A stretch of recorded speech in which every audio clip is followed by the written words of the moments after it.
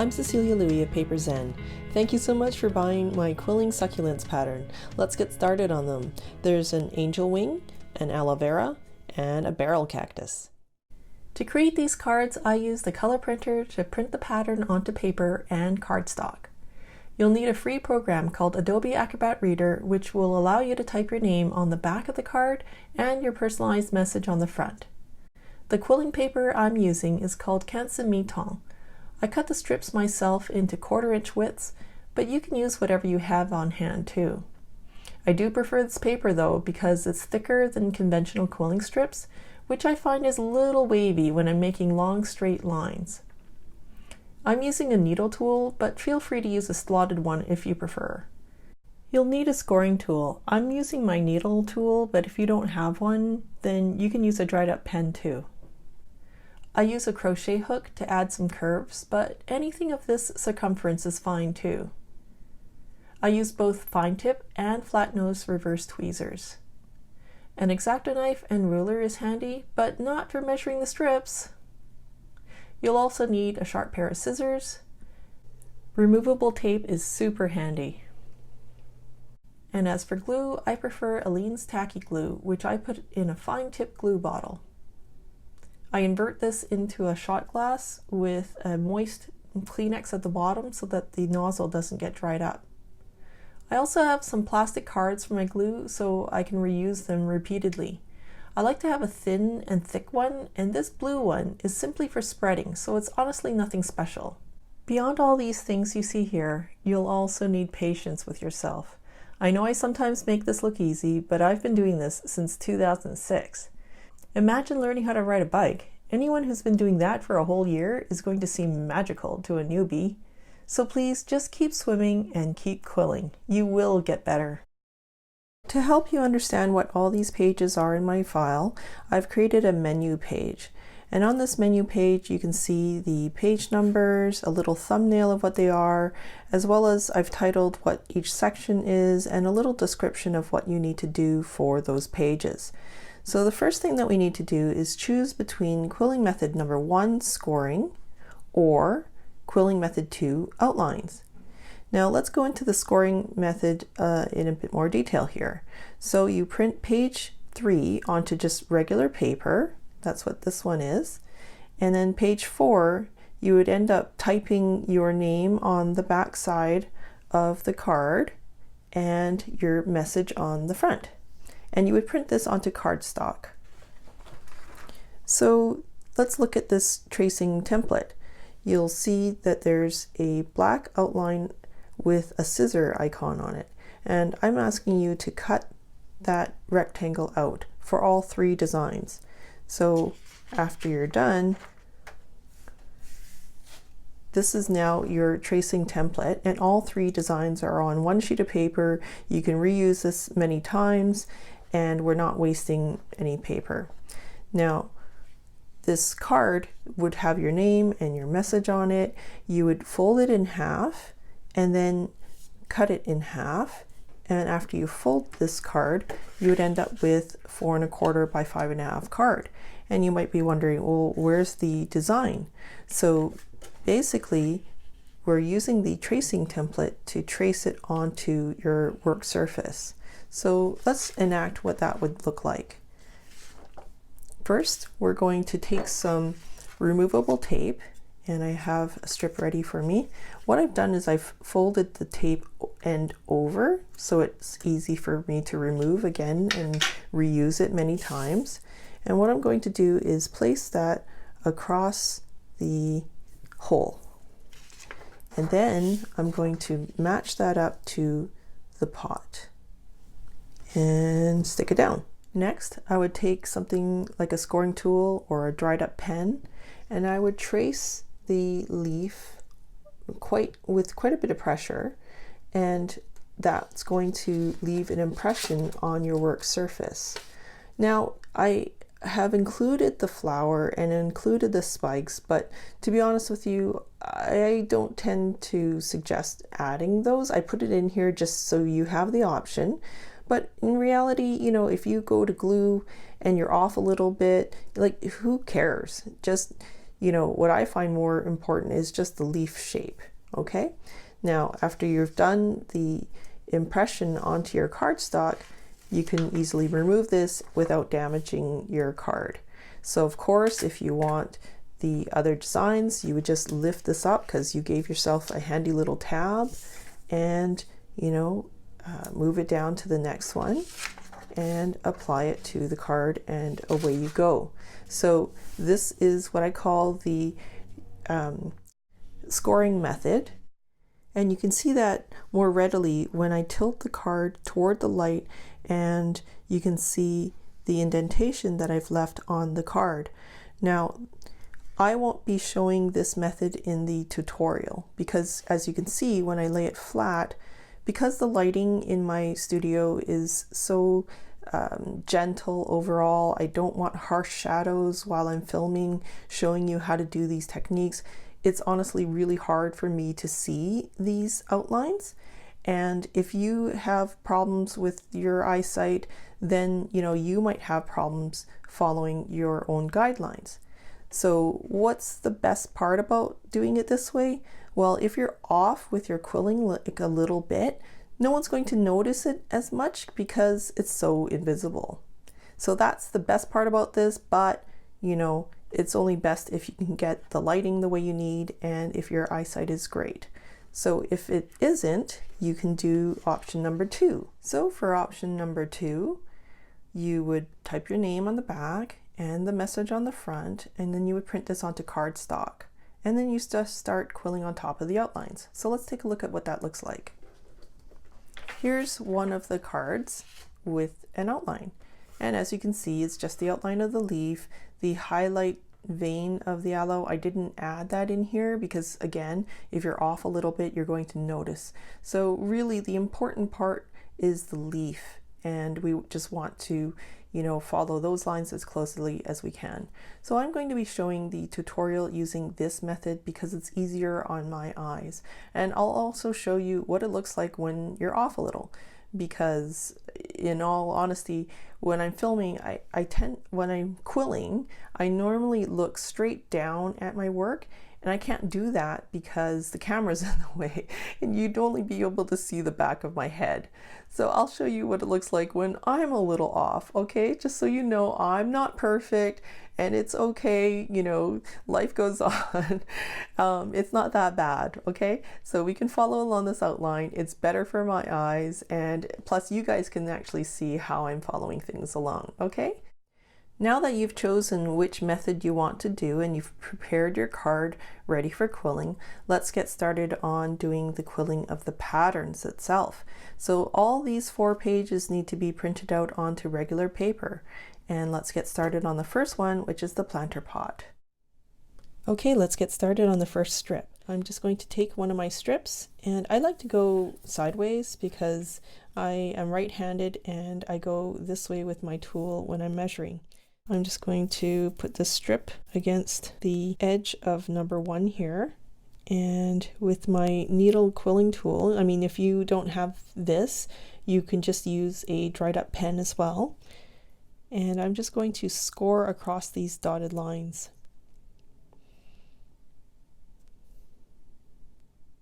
And it's going to leave an impression into my paper. Now when I get to the end here, do you see it's got a scissor, so it says to cut here for the legend. The dotted line is for folding, and this teardrop is to tear. And that's optional, you don't have to tear if you don't want to. So I'm just going to look at where this line is and cut. Now when you cut, please remember to cut perpendicular. It's very important that you do so. More so than, say, on this paper. I would say this width is actually more forgiving. This is less forgiving. And what do I mean by that? Like if you're at an angle, you're going to feel this being at an angle more so than with this. Now that this strip is cut to the right length, I'm going to pick it up and put my fingernail right where the fold line is and just fold. Now with this hand, these 2 fingers, I'm going to make sure that these edges are lined up. I don't want this, and you know, because if you do, when you go to glue to your work surface, it's going to be a little off kilter. So with these fingers, make sure these edges, push these two edges together before you crimp. This should be 90 degrees, okay? It'll make your job when you're gluing flat, and that's what we want. So we're just going to continue folding along all those score lines, and we've got one more here. And of course it goes without saying that the number here, number 1, corresponds with the shape that it's pointing to up here. So as you can see, this one is going to become the rectangular piece that goes on the pot. So I'm just going to park it right here to, you know, keep it out of my way. And I'm just going to continue measuring down. Now, let me just show you what to do when you come to a piece that is asking you to tear. So you would just do it like you would with any cut piece. I'm just going to score along here, and with my fingernails, I'm just going to put, you know, my thumb here across the line, and then with my other finger, I'm just going to tear that. And that's just as simple as it is. And I'm just going to put that aside for now. So let's just do that for all these pieces. Okay, I've got all my pieces cut or torn and scored along wherever it needs to be. And so the other score one was just the number 2 piece, and I've already pre-folded that, and you can see how it matches up to the template here. So that's piece number 1 and piece number 2. Then for piece number 3, you can see that this is actually quite a loose C-curve here. So, and it's the first one here, which is the cut end. So I'm just going to show you how to shape that. So I tend to pre-soften my strip, and to do that I'm just going to place my paper in between my finger and my tool and just draw it across, and you see how it just creates that nice gentle curve. I'm going to turn it around and do the same thing on the other side, and so now we've got this sort of what they call C kind of curve to it, right? So I'm going to accentuate one tail a little bit more. So to do that, I'm just going to press the paper into my finger and then gather it up around the tool and go down my finger. And then, you know, I don't have to go all the way down because as you can see, it's, you know, it's a little looser here. So I'm just going to loosen that up a little and then recoil it by hand. And that just kind of loosens up the curve for me gently here.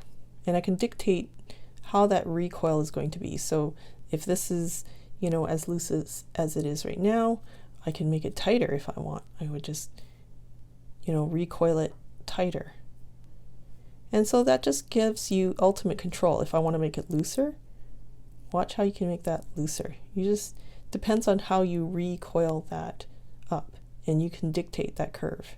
So in this case, we want it to be fairly tight because we want it to fit inside that pot. So I'm just going to adjust it to about that size. Now, folks, don't worry if your quilling does not match this illustration. I can guarantee you mine does not match this illustration. So don't worry about it if it doesn't match up, okay? It's just a general guideline to give you, you know, a general idea of how the pieces all go. So now for these 2 other pieces that I tore here, the reason why I tear is because I find that with a cut edge, it's very blunt, and with a torn edge, it tends to taper nicely into nothingness a little bit more. So I'm just going to, you can see the piece here is a little bit like a hint of an S curve. It's actually more of a question mark. So I'm going to add a curve here, and in this case, I'm going to turn the strip this way and soften again. Do you see how it's now become an S shape? So with the cut end, I'm going to be coiling that, okay? So the torn end ends up here, disappearing. The cut end is here.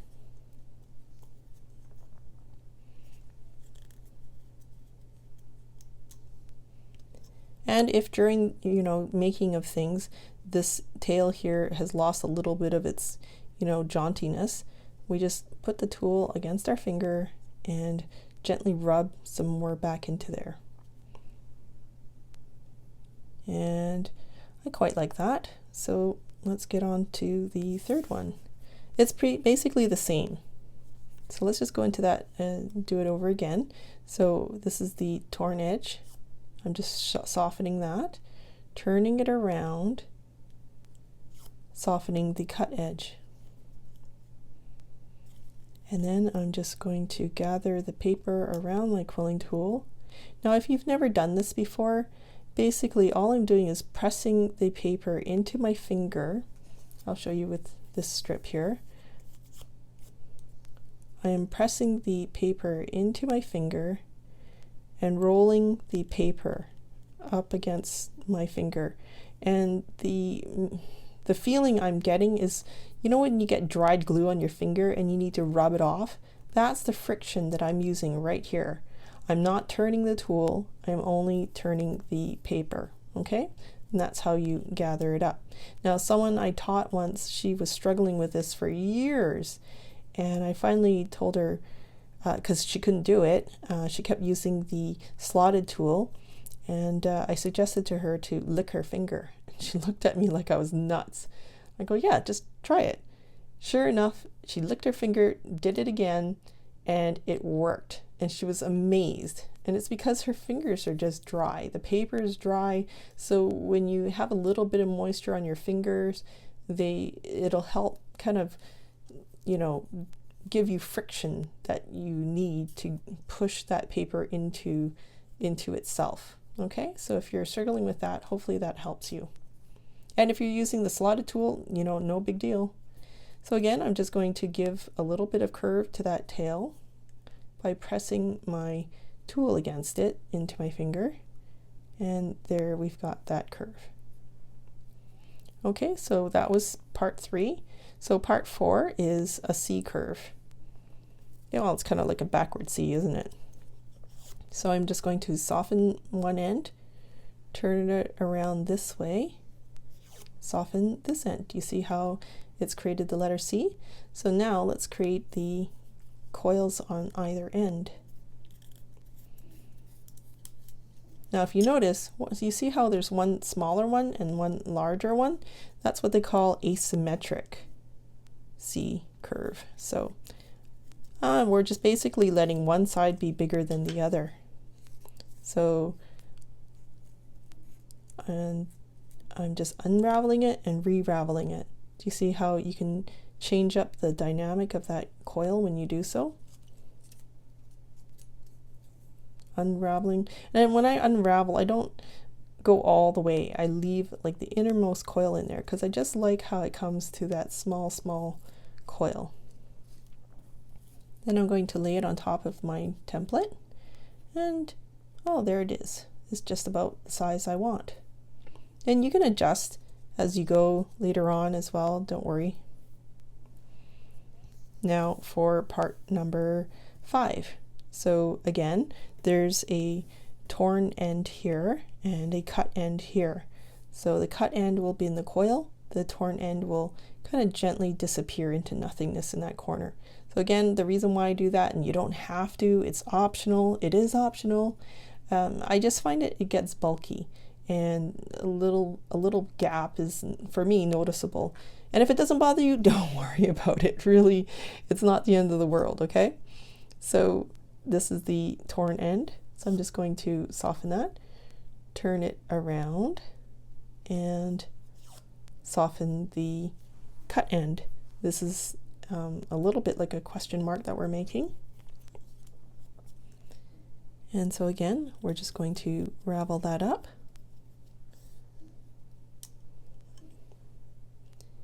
And you see the beginning of a question mark, kind of? So I'm just going to accentuate that curve again. I'm going to unravel and re-ravel. And you see there's like a little slight kink. I mean, kink is too strong a word, but it's not as fluid.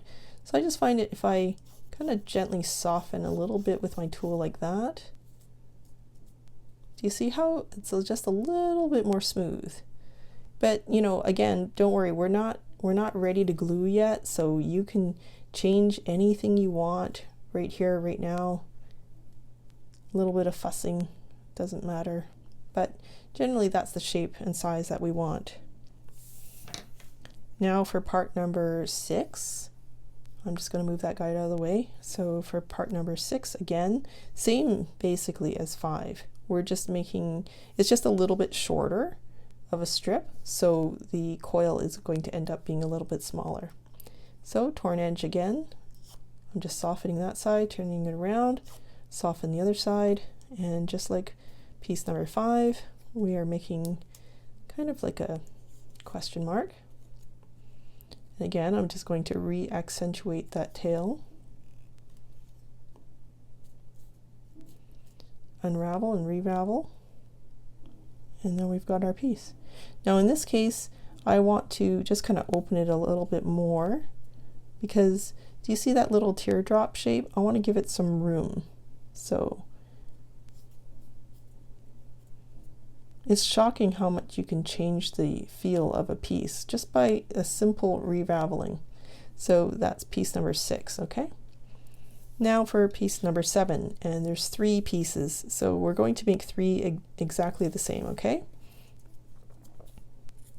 So there's a torn edge again. This is the torn edge, and this is the cut edge. So I'm just going to soften the torn edge, turn it around, and soften the cut edge. Then I'm going to place this on my finger and just run this back and forth, rubbing it into my finger. And when I do, you see how those 2 ends came together? And it automatically forms the teardrop. So I'm going to pry it open a little bit, and I've got my glue, my fine tip glue bottle here in a shot glass with some moist paper at the bottom. And I'm just going to put a little bit of glue, not very much. And then I'm going to put these 2 ends together. And that's how we form the teardrop shape. Now very, very key. Before this glue dries and sets permanently, put it on your table and just gently press against that surface. This is to make sure that your edges line up. If they're off shifted a little, when you go to glue, it won't sit flat. Okay, all our component pieces for the pot is ready to go. Now to get started, I've taken some removable tape and taped my stiff plastic card against my work surface, and I've lined it up against the top edge of my pot. And when I lined it up, I just took the thickness of my paper and made sure I took that into account, so that when I go to glue, the gluing of the strip is going to cover up that line. So adjust it to however you need it to be, but we want to cover up as much of the printed line as possible. So to start, I'm just going to apply some glue onto my thin plastic card here. And I'm just going to use this scraping tool. I just use it as a scraping tool. You can really use anything. And I'm just being very careful in how I scrape the glue so that none of the glue is on this side. If there is any, just scrape it off and, you know, use a Kleenex and make sure that, you know, it's not on this side as well. Because if you ever put it down against your work surface, you don't want to get your work surface dirty. So because my light source is this way, I'm going to turn this card upside down. And I just tend to try to hide any of my seam edges on the down side. So in other words, this side, not on the top surface where it's more visible. And what I'm going to do is do some strategic gluing of this strip. So I want to apply glue just on this edge here, not on these areas. So be careful of where you dip and just do it strategically. So in other words, I'm just going to, you know, I didn't scrape it long enough. That's not a big deal. I don't have to have it the exact length. So I'm just going to dip and move it along and dip again, and then just press gently on this side and just make sure it's all fully coated just along that one length. And then apply it to your surface. And when you do, I'm looking at both ends to make sure that it's sitting directly in the middle. And then I'm going to take my tweezer and just run it along the edge of my strip to push it against my thick card before I press down from the top.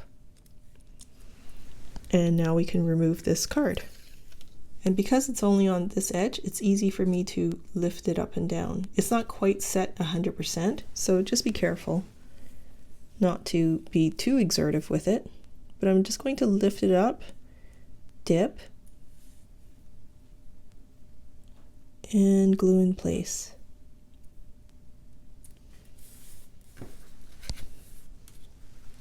And then same with this.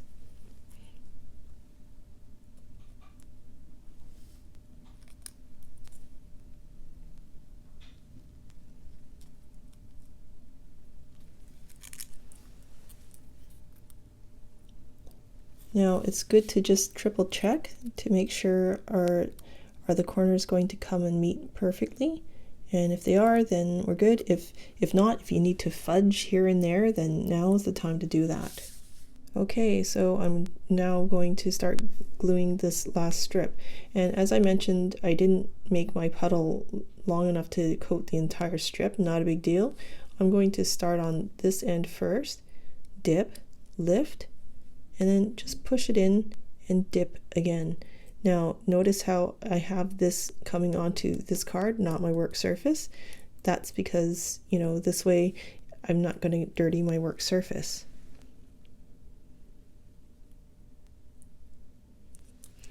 Now I haven't put any pressure from above, and that's because I want to just bring this stiff card back, use it as a guide, and just clean up any wavering that might be there before I press down from above. And then last but not least, we're just going to pick up a little bit of glue, just that much, and run it along the side.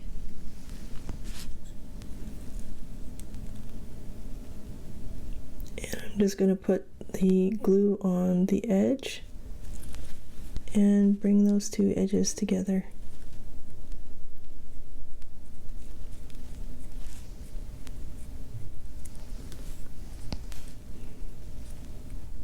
And that's how you get a very clean corner.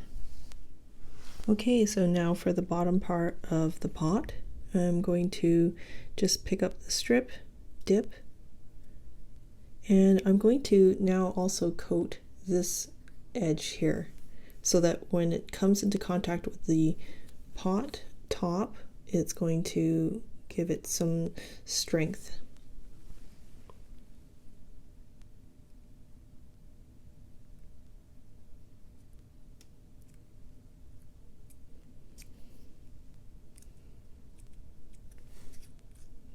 Now it really is best to allow this to fully dry before you do this next segment, but in the purposes of this video, I'm just going to go ahead.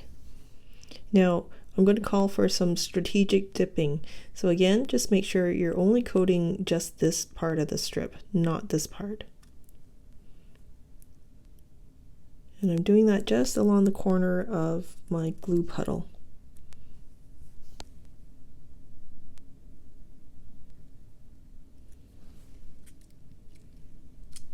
Okay, now for the last segment, and as you can see, it's already lining up. Before I coat any strip with glue, I do check to make sure, is it going to end up being where I want it to be? Again, please do as I say, not as I'm doing. Give this stuff time to set and fully dry, because when you go to manipulate your next segment, it can move these guys out of position because it's just not fully dry. So I'm going to pick it up, dip, and I want to coat just this edge because it's, you know, available to me right now. And I'm just going to just gently press the thin card against it and set it in place. And I'm going to use my tweezers to push against it on this side as well, just to make sure I get good adhesion.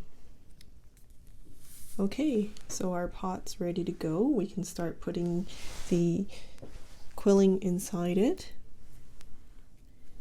And I'm going to just start positioning it for now. I'm not applying any glue on them because I want to make sure of their size and placement. Even though it follows the template is a nice piece of theory, but in actuality, this is your reality. So this piece here is the one that doesn't have the torn edge. It is the cut edge version, and I'm putting that right against the corner here. And let me just show you a small little thing. When I am putting it in this piece, I'm using my fingers to just kind of condense the coil a little. You see how it's springy? Now pretend that this has glue on it. So do you see on here, maybe you can't tell because it's not from the side, but it's actually up.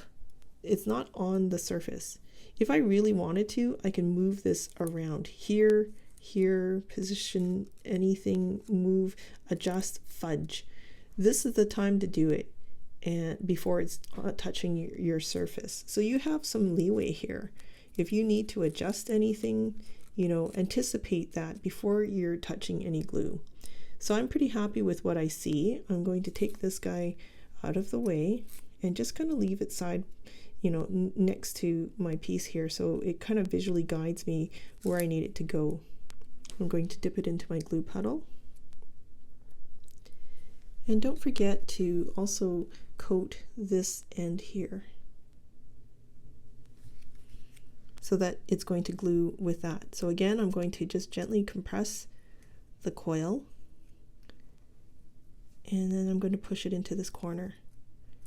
And remember, it's still up in the air, so if there's anything last minute that I need to change, I can still do that. It's not touching my work surface, but I like what I see, so I'm going to push it down.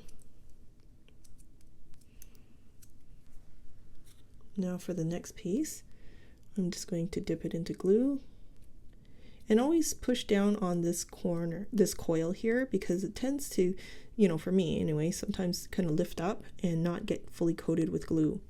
And then I'm just going to take the torn edge and just kind of gently, just a little bit, drag it through the puddle of glue. And you see how it picks up some of the glue on that feathered edge? I'm going to use that to push into this coil right here, squeeze this coil here, and again, it's still up in the air. I can adjust it however I want. And in this case, I see it's kind of coming this way a bit, so I'm just going to fudge and make it just a tad shorter before I push down from above. See how it wants to spring back? So you really do have some leeway.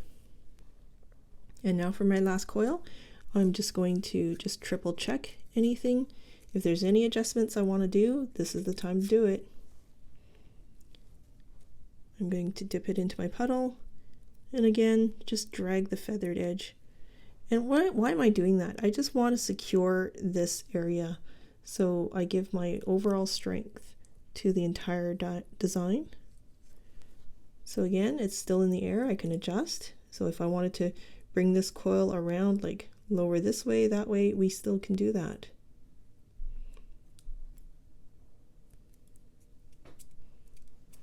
Okay, now at this stage I would tend to pick up some of the glue, and you know that maybe that might be a little bit much, but it's getting, my glue is getting dry here, and I would just take that and slip it in between. You see how here there's no glue? I'm going to slip it in between, roll around my tool, and then push those joins together. You can also use your tweezer to get in there and just kind of bring those surfaces together. That way anything, you know, it just has more strength overall. So again, I'm just going to take some glue, and do you see how the glue is on one side of this tool, right? It's not on, it's on this side. So I can use this clean side and push my paper away. Do you see?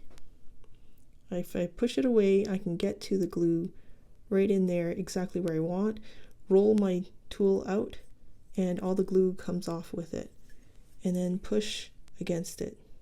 The tool that I'm using, it's actually not a quilling tool, it's actually meant for clay. It's called a Kemper lace tool, Kemper, and I just kind of stumbled on it in the art supply store, and I thought, oh, that's so cool.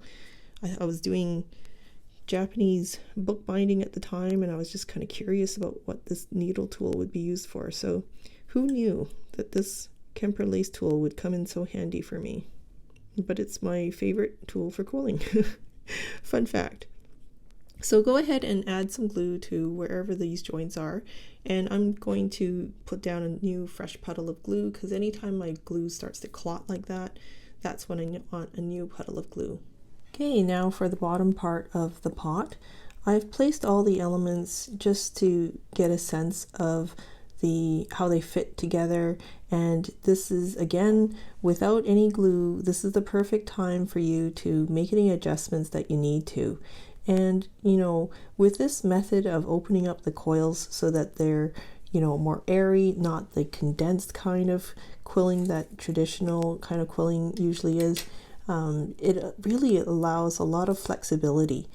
Depending on how tightly you re-ravel that, it changes the look of the coil completely. It can make it shorter, it can make it longer. It's really forgiving.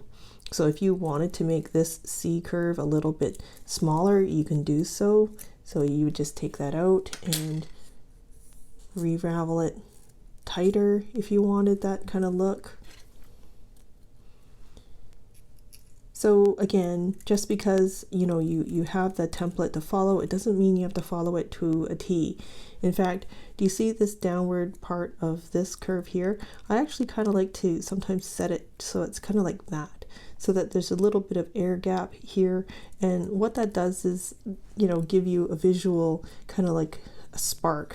Like it just kind of accentuates that downward motion. So it just depends on how I coil it. I'm not one of those quillers that will make the same coil every time. And so for me, I don't mind that. It just is. And so I don't mind that I can try to accentuate that look. So sometimes it's the pieces here that I have in front of me that dictate how it ends up looking in the end.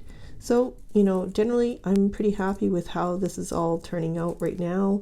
And so I'm ready to put down some glue and start gluing these elements in place.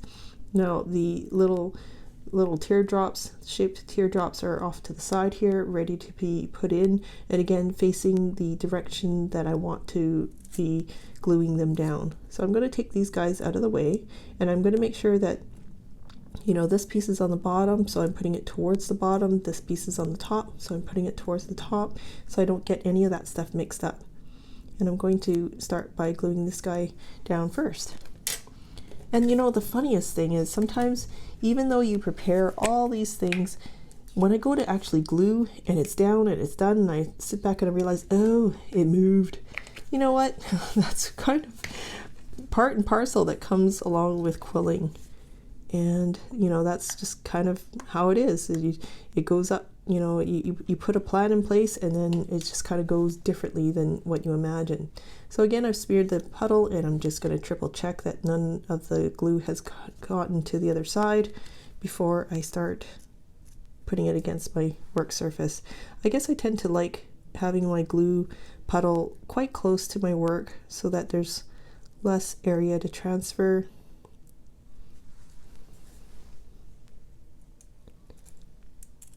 And again, because it's sitting in the air, I can adjust anything I want before I go to press down from above. So I want to condense this coil just a little bit, so it's sitting a little closer this way, because I want to give more room for this guy to do that thing that we were talking about. So I could easily do that, but I could just as easily do that, and I kind of like the way it looks when it does that. It's all up to you, folks, right? You don't have to follow exactly what I'm doing. And I'm just going to adjust this puddle here because it's just, I want it to get fully coated. And again, I'm just going to coat some of that tail here with some glue, because when I go to push that against to here, then it'll make a very, very secure join. So I'm gripping it around this area here to give me some good direction as I place. Again, it's in the air, so I can change the direction of where I'm placing that last coil. And remember, one of these teardrops are going to be right around here and here, so make sure you give yourself enough room before you glue this last one down, okay?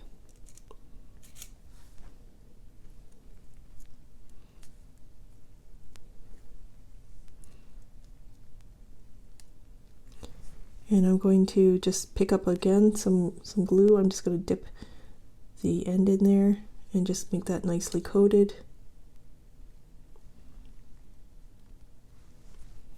And I'm going to put that end in first.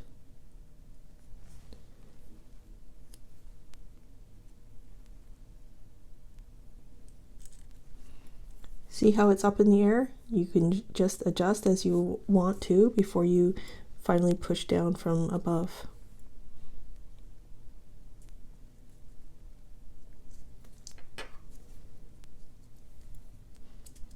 Okay, so now we've got the last 3 teardrops to go.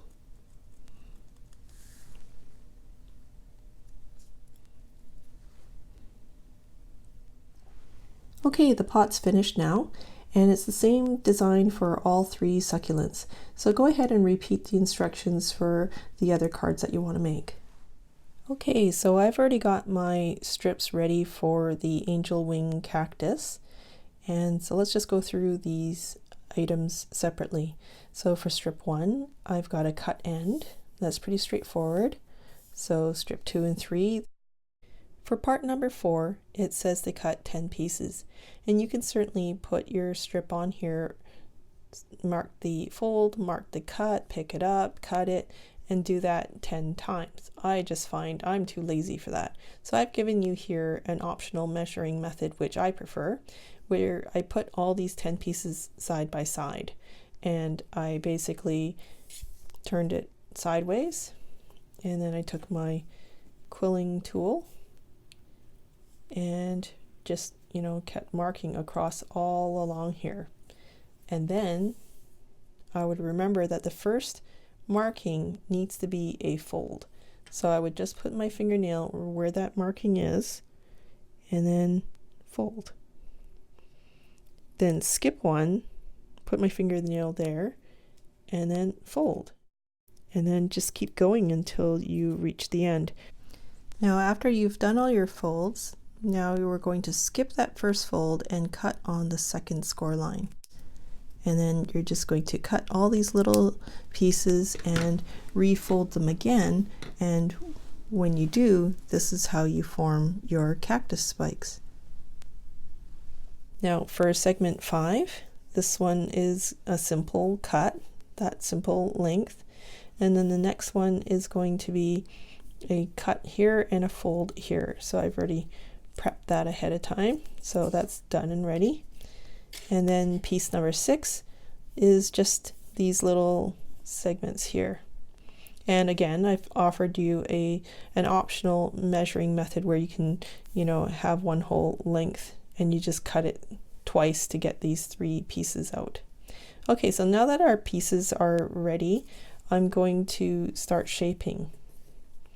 So for this first one, all it is a large arc, and you know, of the 3 cacti, this is actually what I consider level 1. It's easy because, you know, it's a very gentle curve, and after you see how it's done, you'll see it's quite easy.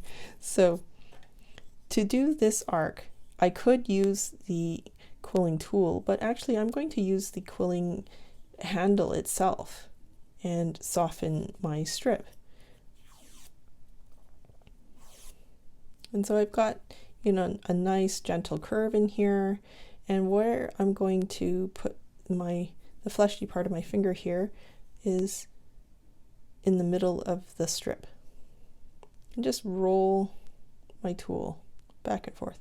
And you can see when I do that, it gives a gentle curve and it brings the two edges closer together. So I just put it on my pattern to match it up. And so I can see that I need to give some more rolling there.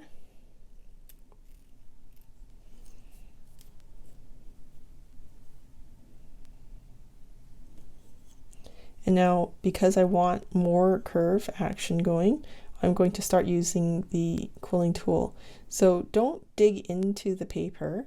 I'm just going to apply very gentle pressure, because all I want to do is start softening that arc to go where I want it to go. Kind of like that. So that's how it's following that arc now. And then here, I want it to come in a little bit more. So I'm going to grab it here and soften that side too. Do you see how it's starting to tame up a little?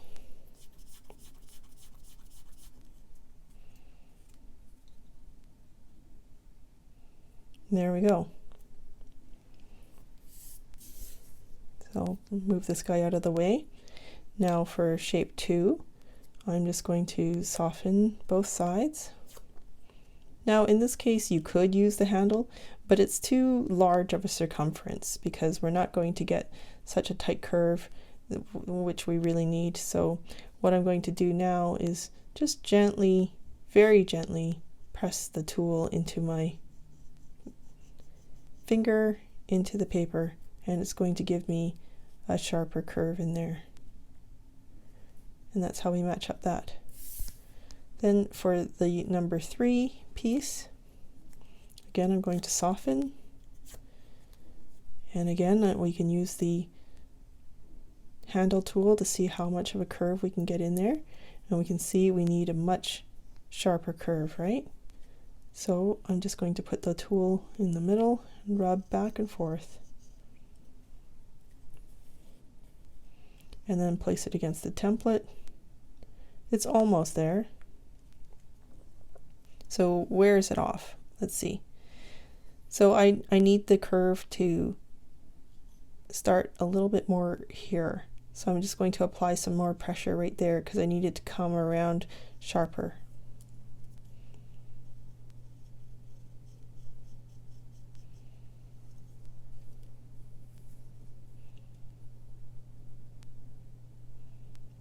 There we go. Okay, so part number 5 is the flower portion, the petals. And so there's 2 pieces to it. This one here is folded and this one here is by itself. So we're just going to soften the single segment one and then put our finger against the paper, rub back and forth, and you see when you do, you see how those edges come together? That's what we want. Okay, so we're just going to apply a little bit of glue. Very small amount. And bring those 2 edges together. And this is a teardrop shape as well, but unlike the other one, this one is very symmetrical and there's no warping to it. It's just a simple teardrop. Now for this second piece, there's a fold here. So I've already pre-folded. And then I'm going to soften both sides. See how it comes up like that because that's where the fold is? And now we're just going to mimic what we did here on this half. We're just going to rub back and forth, and then that end will come down. Do it on the other half, rub back and forth, and that end will come down. And you see how it's making like a heart shape? That's what we want. So before we get into the heart shape though, we're just going to glue the first teardrop that we made into the middle of the heart. So to do that, I'm just going to apply a little bit of glue on a plastic piece of card, And then I'm just going to kiss the glue. So what do I mean? I'm just going to gently dip my teardrop into the glue. And you see how it gives it just a little bit of edge of glue? That's what I want. Not too much, not too little.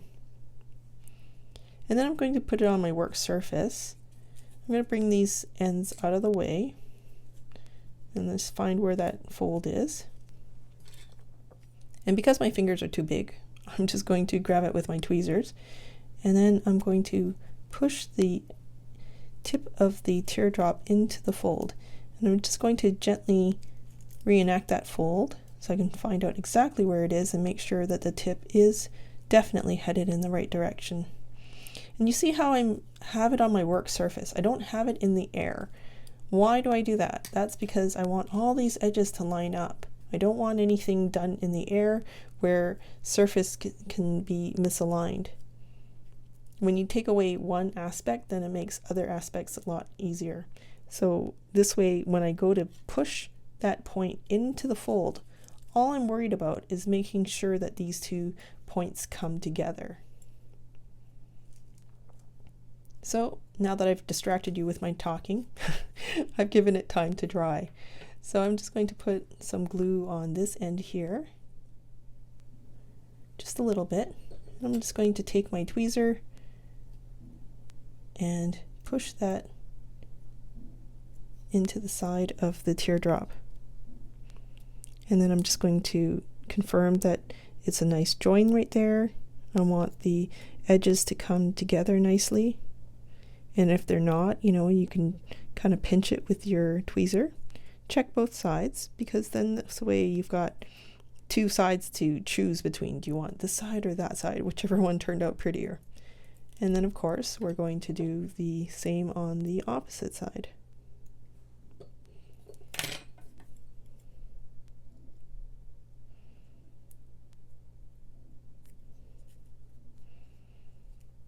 So again, do you see how that tail is just kind of shying away from the other two? I'm just going to put my tweezer there and bring it closer together.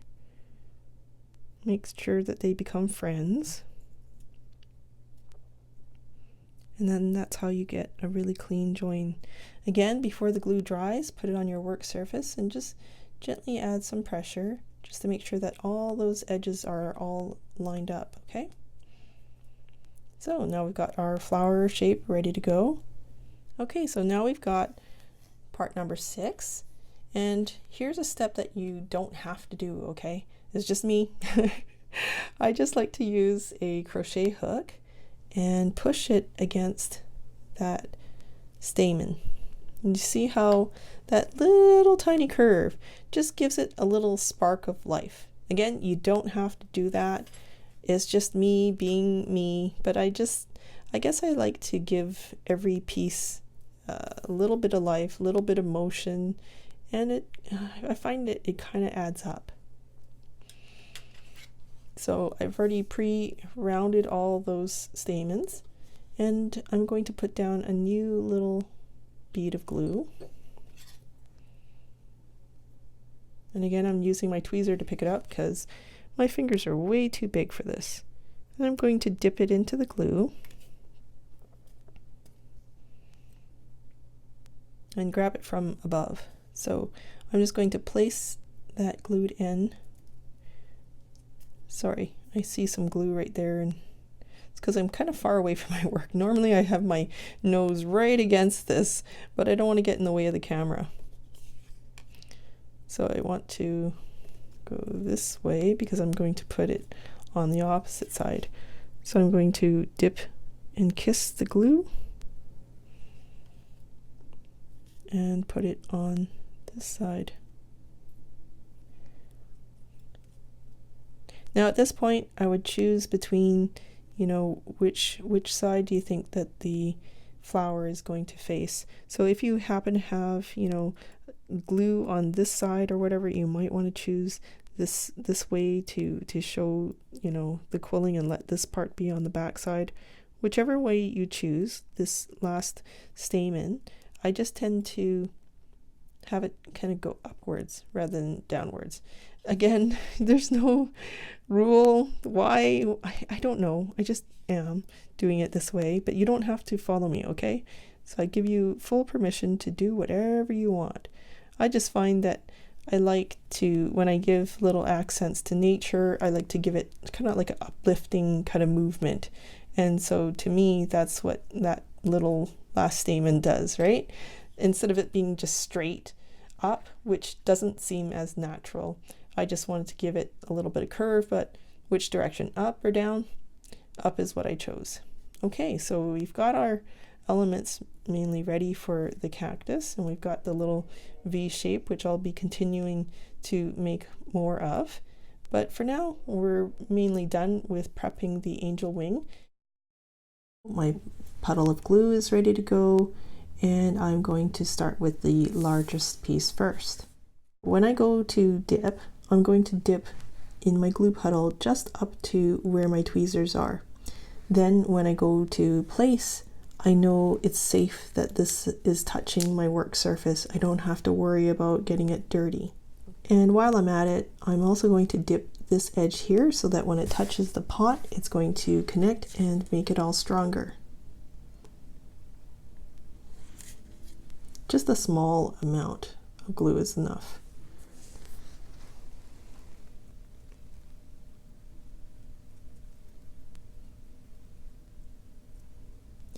And I like to dip just a little bit at a time, because then, as you can see, you know, I don't have to make this thing follow the outline right off the bat. I can work it one segment at a time with perfect control and nothing to, you know, make me worried about being off. I can just work a small section at a time.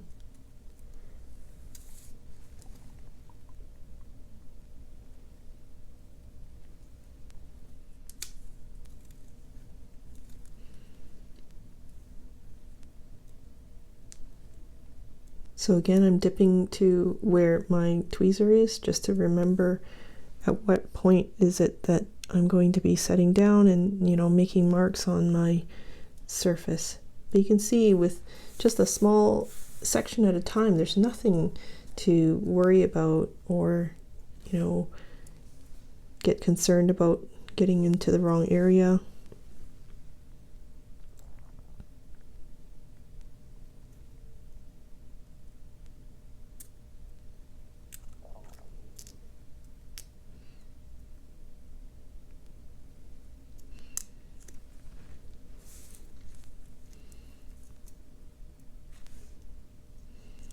Now, I want to coat this end as well, so I'm just going to pick it up and, as carefully as you can, just kind of dab that end so that it comes into contact with the brown part.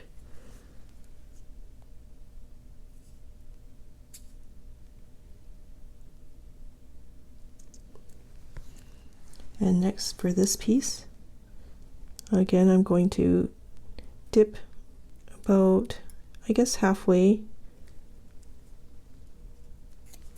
and I'm going to coat this edge.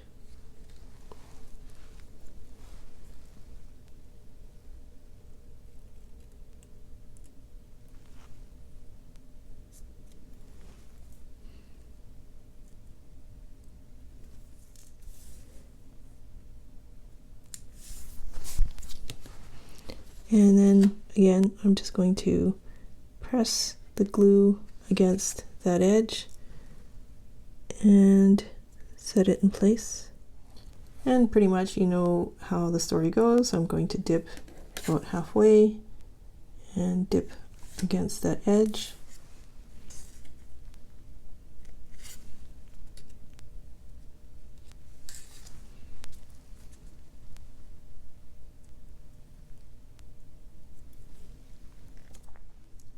Now, normally when I'm quilling, I tend to hover right above my work, and I can't do that because I'm filming. It would be, my head would be in the way of me showing you what I'm doing, so I can't quite be as precise as I normally like to be. And this is what I mean, if you're off by a little bit, you are going to see a little bit of that line. So hopefully when you're quilling on your own, you don't have to worry about a camera being in your way, and yours is probably going to turn out more clean than mine. So I've got all my little spiky bits ready to go. I've lined them up like little soldiers, and it makes my job easier when I go to glue them all. And I just try to position them so that they're not exactly in the middle. I tend to do things in the middle. I think that's just normal. So I make it a conscious effort to place them a little askew, you know, facing different directions. And it just makes it more realistic that way. I think when it's too perfect, it's just too perfect and not so real. And let's not forget about the little flower. You just position them in a jaunty little angle, whatever suits you. Okay, and we've finished our angel wing cactus. Okay, now we're ready to do the aloe vera succulent, and all the strips are pretty straightforward. As you've seen, you know, the cut mark is here. There's no tearing involved this time, but you'll notice that there is an asterisk, and it's on the basically the right side of the strips from 1 to 5, and that's to help you understand that this asterisk is, this segment is on this half of the leaf. If this is the segment, this is the asterisk, and we want to make sure we put the asterisk on the same side. So for the first segment, I'll just show you how to shape that. So we've just got a softening of the stroke right there. So I'm just going to place my tool into the fold, and we've got a soft curve right there. A little bit much right at the end, not a big deal. And then I'm going to turn it around and soften this side, and then place it on here. And obviously the fold is going in a funny direction. That's okay. I'm just going to put my tool against my finger and press into it just where up to that fold is. Do you see where the fold is? So I just went and did it in the opposite direction. As long as it generally goes, you know, along that same curvature up to the fold mark. So basically I determine how close is that. If it's pretty okay, then I'm comfortable with that being where I need to be, and then I push this into place, and generally that's okay. So basically all it is, you know, do I just need to cinch up that fold a little bit as I go to glue? Yes. So that to me is good enough to prepare. So for strip 2, we can see the curve goes this way. So I'm actually going to put the two strips side by side and soften one end, soften the other end. And voila, easy. Then number 3 is quite similar, and soften and soften. And that's pretty much there too. Now number 4, they both go this way. So I'm just going to put them together and soften and soften. So I just need to soften this one a little bit more, I think. There we go. And I think you can guess what the theme is going on here. I'm making sure that the asterisk is facing that correct way. And I think I over softened right here, so I'm just going to straighten that up a bit. There we go. So not so curly, right? Okay, now for the highlights of the aloe vera. Segment 6. I'm just going to gently soften, and that was a bit too much. So it's really easy to unsoften it, straighten it out just a little, and that's matching it pretty okay.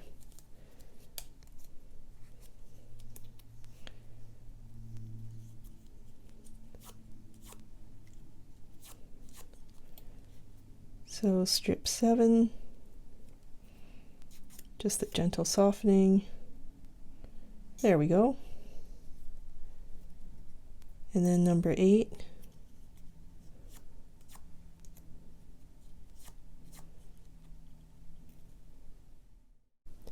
And on to strip 9.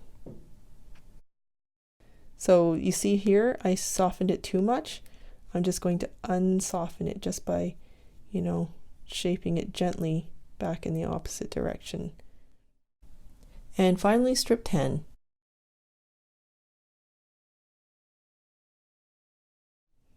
And a bit too much again. And there we go.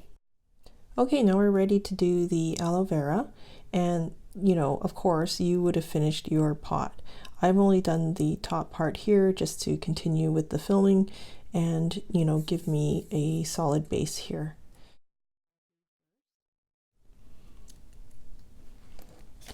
And I'm going to do the edge as well.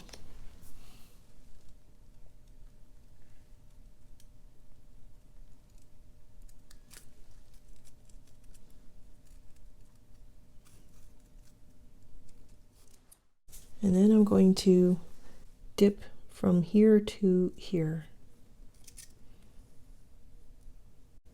And you see how much control that gives me. So easy when you just do a portion at a time.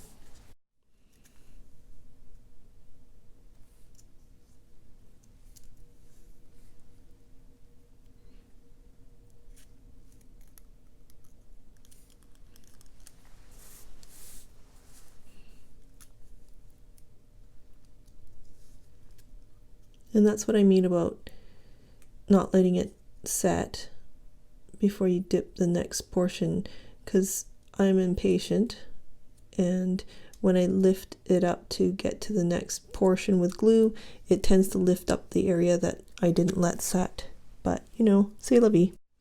And then again, while I have that strip up in the air, I'm just going to dab some glue on that edge so it connects with the pot. I mean, you don't have to do it that way. If you want to, you can just glue just the bottom part and then come back with, pick up some glue and then put it in between those two edges. But I'm just trying to do 2 birds with 1 stone. Okay, now we're on to the next segment. I'm going to dip that in glue and the end as well and set it in my card. Now I'm going to swing this folded area out of the way of the glue because I don't want to get that glue onto my card. Lift up to get the glue card out of the way and set it in place. For this part of the segment, I'm going to glue the entire length as well as the end.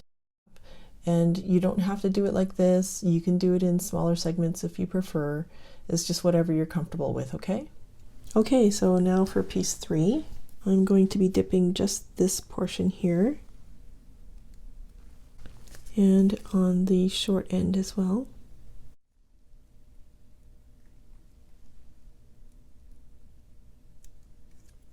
Okay, I'm going to dip this entire piece here. And of course the end.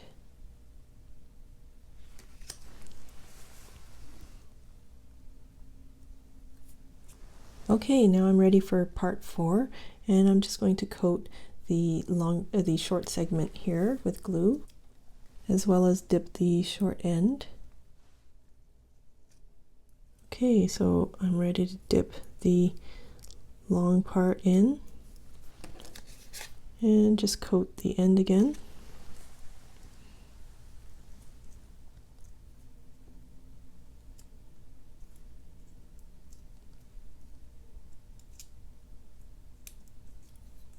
And now for our final segment, strip number 5, and I'm just going to go for the whole thing. And for the final part,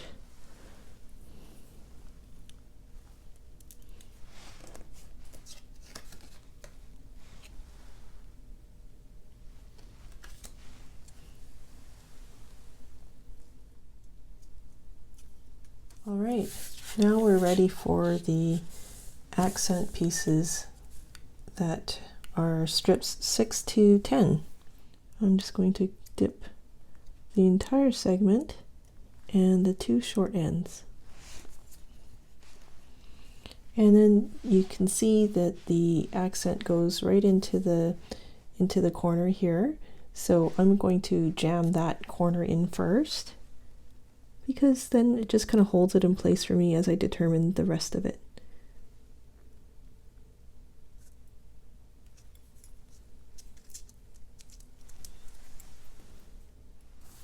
So again, I'm just going to jam it into the corner first, and it just kind of holds it in place for me as I determine the rest.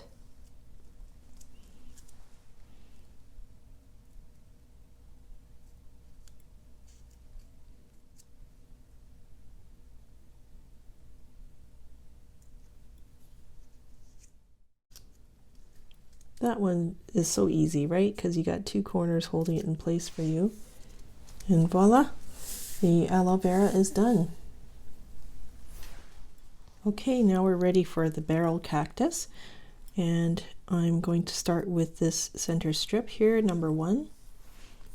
I've got my glue ready. And I'm just going to dip the long end and the short end into the glue.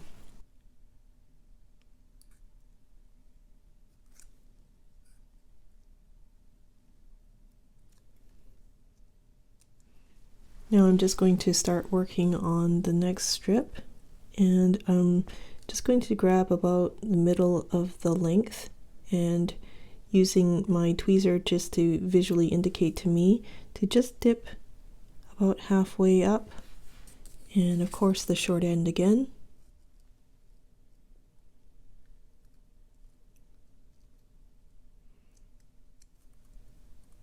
And lift and dip and place. And again, I'm just using the tweezer to grab about halfway on this segment, and I'm only going to dip into the glue that half segment. So it just makes placing everything easier. I don't have to worry what this guy's doing because I'm only focusing on this part. Now, if it makes it hard for you to get in there with the glue to get that in, don't worry about it for now. We can just leave that alone and come back to that after. It's a little tight, so it's not a big deal to simply grab a little glue and just push it aside as you slip glue down and push the pot against the strip. So we're just going to repeat the same for this strip here.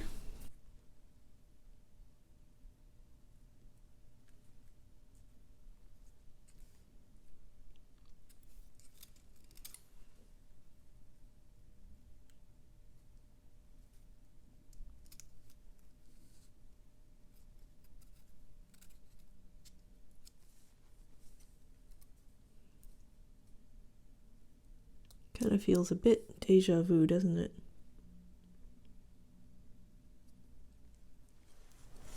Okay, and then same thing on this side. We'll just leave the little tail part till later. We'll come back to that.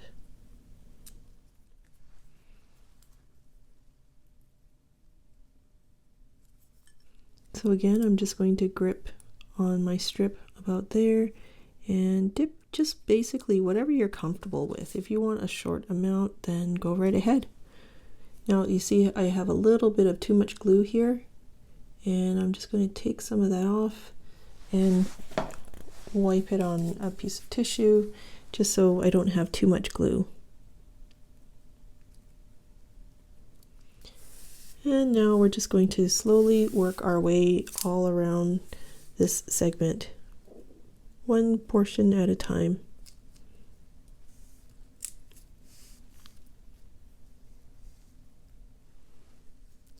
And it really helps to look at this design from the side so you can see the light that's passing through on the bottom to see, you know, your placement.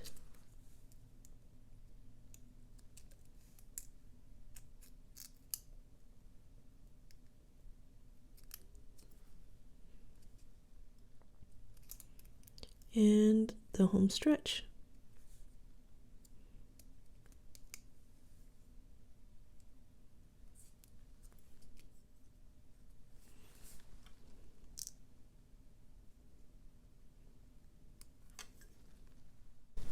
And I'm just going to place the flower on the side here.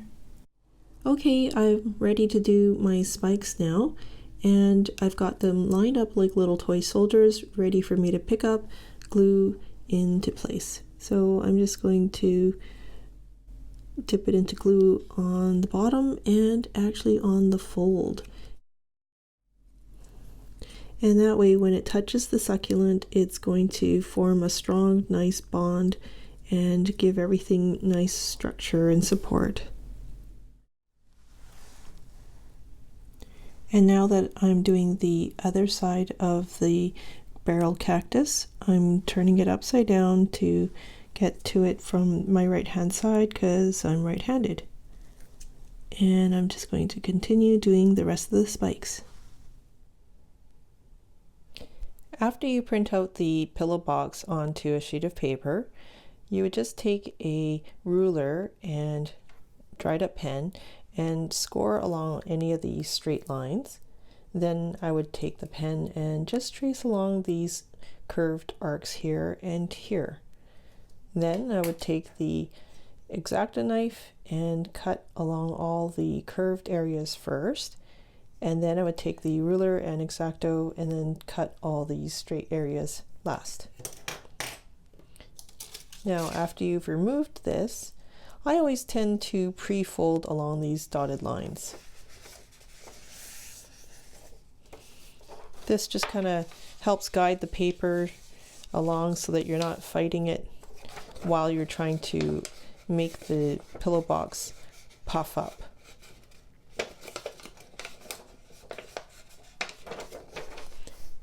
Okay, now that all our folds are pre-folded, I'm going to turn it over and I'm going to use a glue stick and run it along the edge here so that it glues to this tab here. And when I do this, I just tend to use something like the scrap sheet of paper that I cut this away from to just line it so I protect my work surface. And I'm just going to run it along that edge.